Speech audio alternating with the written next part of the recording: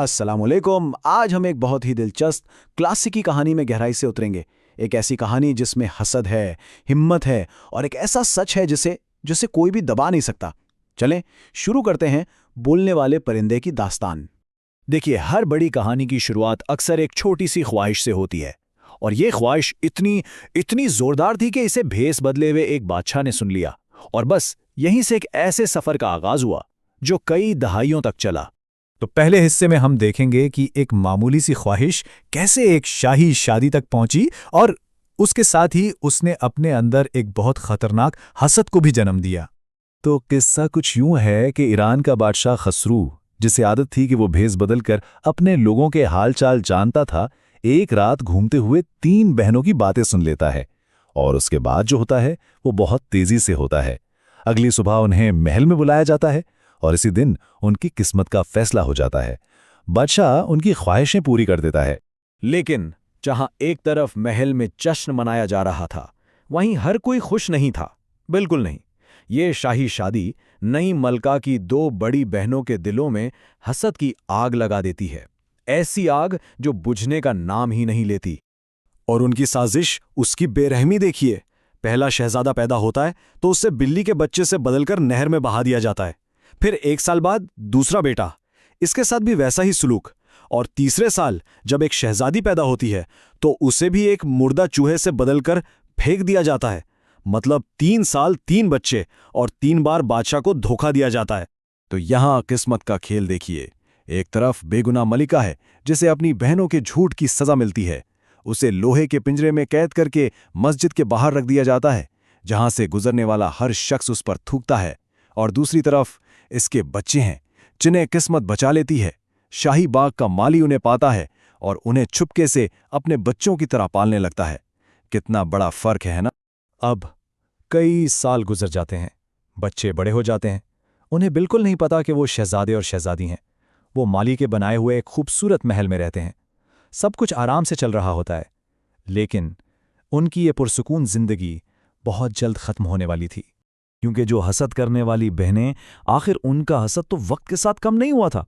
उन्हें जब पता चलता है कि बच्चे जिंदा हैं तो वो एक और चाल चलती हैं, एक बूढ़ी औरत को बेचती हैं, ताकि वो बच्चों के दिल में एक ऐसी बेचैनी पैदा कर दे जो उन्हें एक नामुमकिन सफर पर निकलने पर मजबूर कर दे। तो वो बूढ़ी औरत शहजादी परीजाद के पास जाती है और कहती है कि तुम्हारा बाग बहुत खूबसूरत है, लेकिन इसमें 3 चीज़ों की कमी है। और वो 3 चीज़ें क्या थीं? बोलने वाला परिंदा, गाने वाला दरख्त और सुनहरी चश्मा। और ये चीज़ें बहुत दूर एक खतरनाक सफ़र के बाद मिलती हैं। लेकिन जैसा कि मैंने कहा, ये खजाने हासिल करना कोई आसान काम नहीं था। ये असल में एक जाल था, एक मौत का जाल, जो इन तीनों बहन भाइयों की ना सिर्फ हिम्मत को आजमाएगा, बल्कि इससे भी बढ़कर उनकी अक्लमंदी का इम्तिहान लेगा। तो पहले दोनों भाई बहमन और परवेज इस सफर पर निकलते हैं। उन्हें पहले ही बता दिया जाता है कि पहाड़ पर चढ़ते वक्त बहुत सी अजीब और गरीब ताने देने वाली आवाजें आएंगी, लेकिन उन्हें पीछे मुड़कर नहीं देखना, बिल्कुल नहीं।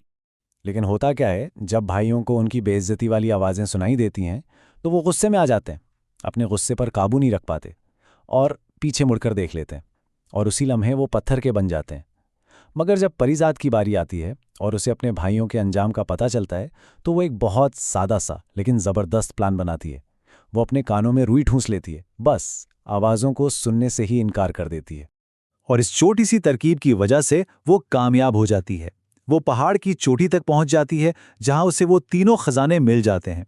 वो बोलने वाले परिंदे को उसके पिंजरे समेत पकड़ लेती है, गाने वाले दरख्त की एक शाख तोड़ लेती है और सुनहरे चश्मे से पानी भी भर लेती है। पर यहां बात सिर्फ उसकी अपनी कामयाबी की नहीं थी।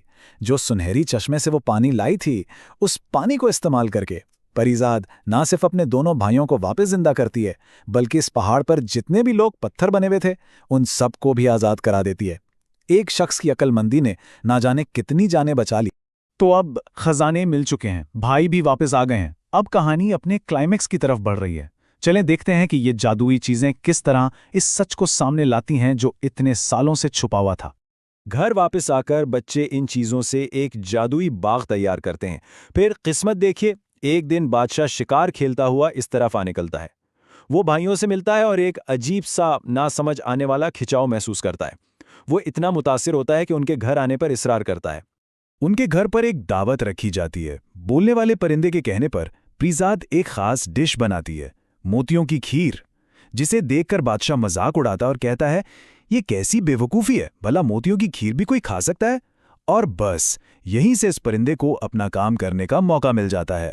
परिंदा फौरन बोल उठता है, आप मोतियों की खीर पर तो इतना हैरान हो रहे हैं, लेकिन आप उस वक्त बिल्कुल हैरान नहीं हुए थे जब आपकी मलका ने एक बिल्ली के बच्चे, एक कुत्ते के पिल्ले और एक चूहे को जन्म दिया था। सोचिए बादशाह पर क्या गुजरी होगी ये सुनकर। और बस इस एक सवाल के साथ परिंदा पूरी की पूरी साजिश पे नाकाब कर देता है। वो हसद करने वाली बहनों के बारे में बताता है, बच्चों को बदलने की कहानी सुनाता है और ये भी बताता है कि किस तरह इस नेक दिल माली ने उन्हें पाला था। 20 साल पुराना झूठ एक पल में सामने आ जाता है। तो अब हम कहानी के आखिरी हिस्से में हैं। जब सच सामने आ चुका है तो अब वक्त है इंसाफ का और बिछड़े हुओं के मिलने का। और बादशाह क्या करता है? सच जानते ही वो रोते हुए अपने तीनों बच्चों को पहली बार गले लगाता है। फिर वो फौरन मस्जिद की तरफ भागता है, अपनी बेगुनाह बीवी को उस पिंजरे से आज़ाद करता है और उससे गिड़गिड़ाकर माफ़ी मांगता है। और आखिर में वो इन दोनों जालिम बहनों को बुलवाता है और उनके गुनाहों की सज़ा में उन्हें सज़ाए मौत दे देता है। और इस तरह ये बिखरा हुआ शाही खानदान आखिरकार एक हो जाता है, और वो सब उस पुराने महल में नहीं बल्कि बच्चों के बनाए हुए इस नए जादुई महल में एक साथ खुशी से रहने लगते हैं। झूठ पर सच की और नफरत पर मोहब्बत की आखिरकार फतह होती है। तो ये कहानी हमें एक बहुत गहरा सवाल दे जाती है, ज्यादा ताकतवर क्या है, एक झूठ जो सब कुछ तबाह कर दे या एक सच जो जख्मों पर मरहम रख दे? ये कहानी इस बात का सबूत है कि सच्चाई में वाकई बहुत ताकत होती है। चाहे कितना ही वक्त क्यों ना लग जाए, सच आखिर सामने आ ही जाता है।